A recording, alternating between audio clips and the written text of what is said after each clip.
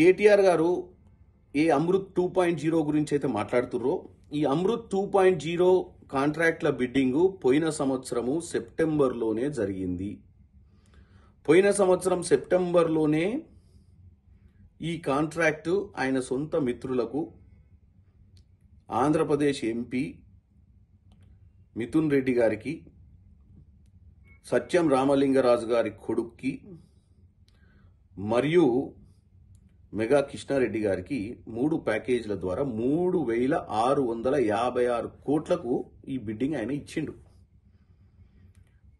కాంగ్రెస్ ప్రభుత్వం వచ్చినాక రేవంత్ రెడ్డి గారు దీంట్లో ఏదో నెక్సెస్ ఏదో కార్టల్ ఫామ్ అయినట్టుంది, గ్రూప్గా ఫామ్ ఏదో సమ్ తప్పిదాలు జరిగినాయి ఈ కాంట్రాక్ట్ల అలాట్మెంట్లో అని చెప్పి రీకాంట్రాక్ట్లకు పిలిచి ఇదే కాంట్రాక్ట్ని 3,602 కోట్లు అంటే 54 కోట్లు తగ్గించి మరీ కాంట్రాక్ట్ల అలాట్మెంట్ చేశారు. అంటే పబ్లిక్ పైసలు, గవర్నమెంట్ పైసలు 54 కోట్లు సేవ్ చేయడం జరిగింది ఈ గవర్నమెంట్లో. ఇప్పుడు కేటీఆర్కి సమస్య ఏంది? ఆల్రెడీ కమిషన్ ముట్టిన ప్రాజెక్టులు వాళ్ళ చేతులకి వెళ్ళి పోవడం ఒకటి మింగుడు పడతలేదు.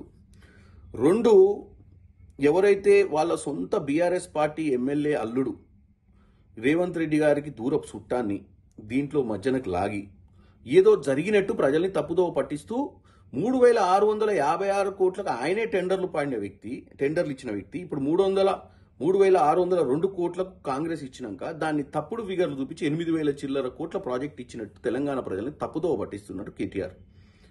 10 ఏళ్లు దోచుకున్న కేటీఆర్కి ఆ దోచుకునే అలవాటయ్యి గత 10 నెలల నుంచి ఏమీ దొరకక పులి గనక ఆహారం కోసం ఎతికినట్టు అడవిలో అట్లా ప్రతిరోజు పైసలకు అలవాటు పడ్డ ఈ కేటీఆర్ ఈ 10 నెలల నుంచి ఖాళీగా ఉండక రోజు పొద్దున్న లేచి మురగడము అరవడము మొదలుపెట్టిండు.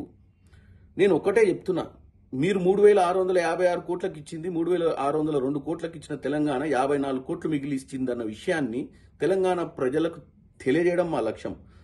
నువ్వు రోజు ఇలా తెలంగాణ ప్రజల్ని తప్పుతో పట్టియకుండా నువ్వు ఒక మంచి అపోజిషన్ లీడర్గా అపోజిషన్ రోల్ ప్లే చేసి తెలంగాణ మంచి కోసం ఆలోచించు. డబ్బుల కోసం 10 ఏళ్లు దోచుకొని 7 లక్షల కోట్లు అప్పు చేసి తెలంగాణకి ఇంకా సరిపోదని చెప్పి ఇప్పటికీ ఏడవడం అనేది మానాలని కోరుకుంటున్నాను కేటీఆర్ గారికి. మరిన్ని వీడియోస్ కోసం ఛానల్ ని సబ్స్క్రైబ్ చేయండి, లేటెస్ట్ అప్డేట్స్ కోసం వాట్సాప్ ఛానల్ ని ఫాలో చేయండి అండ్ లింక్ డిస్క్రిప్షన్ లో ఉంది.